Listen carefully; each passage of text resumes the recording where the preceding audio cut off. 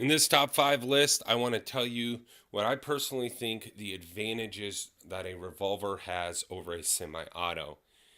And I understand the semi auto is usually what people carry, and I'm not disagreeing with that, but I'm going to give you some insight into some good things that the revolver has. So before I really piss you off, like and subscribe.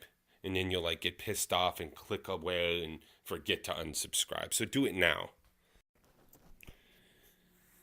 In the number one spot, revolvers are not as picky with what bullets you're going to use. As you can see in the picture, there's three different types of bullets. If those were to be used in a semi-automatic, one gun might be very picky with those types of bullets just because of the contour of the bullet itself. So I've heard people say, oh, you got to fire about 300 rounds of whatever defensive ammo choice you want to use through your semi-auto before you can really trust it. The revolver, because it's not relying on feeding it into the chamber, it's just dropped into the cylinders, that shouldn't be an issue. Can't tell you how many times people have said, oh, I got this really nice semi-automatic pistol that I'm going to conceal carry after I shoot it 1,000 times and it's broken in. If it should be shot 1,000 times before you can trust your life to it, then it should have been sold to you with 1,000 rounds of ammunition. With a revolver, no break-in periods. It's not, you pull it out and you use it. You do not have to shoot it 1,000 times before it's quote unquote broken in. Now in the number three spot, if you need a thing that fits in your belt holster that has as much power in it as possible to take out a very large animal, a revolver has a ton of options for that. Now, I want you in the comment section to go back and forth. Is a 10 millimeter good enough for a lot of these situations in a semi-auto? Yes. But I do believe there are some situations where 44 Magnum, 454 Casull, 500 Smith & Wesson is what you're going to want when that hippopotamus is trying to eat your family. And a revolver will be one that you would wish you had when you're pumping 10 millimeter into there and you wish you had a 500 Smith & Wesson.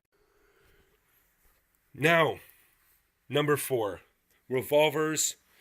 Yes, I've said it before. If you have 500 really well-made semi-autos and 500 revolvers and you're doing some tests to see which one's more reliable than which, I'm very thoroughly convinced that the difference would be negligible. You can trust your life to a semi-auto for reliability, but I've noticed two situations where revolvers seem to be way more reliable than their semi-auto counterparts. The first one is rim fire. I would personally never recommend anybody going below a 22 Magnum if you're going to intend on carrying rim fire for self-defense. And 22 Magnum is way not recommended even. But in my mind, I'm thinking about that old lady. I'm thinking about that person with extreme arthritis, that person with some kind of disability to where they can't handle heavier recoil. If the 22, either Magnum or long rifle, is the only thing they can have, or else they just won't carry a gun at all, I would much rather it be a revolver than a semi-auto for that reliability.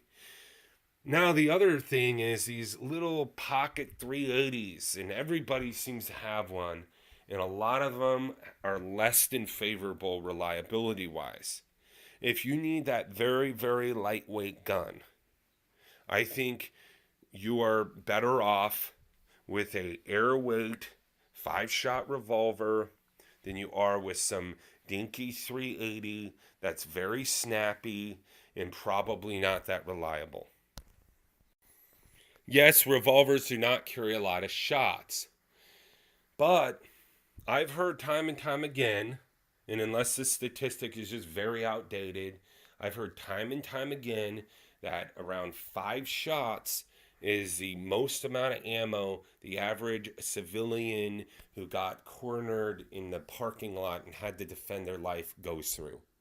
So, that being said, I mean, unless you're up against a lot of threats, the revolver is probably going to have enough rounds in it for whatever you're going to get yourself into while you're walking around the tweaker infested Walmart at 4 in the morning.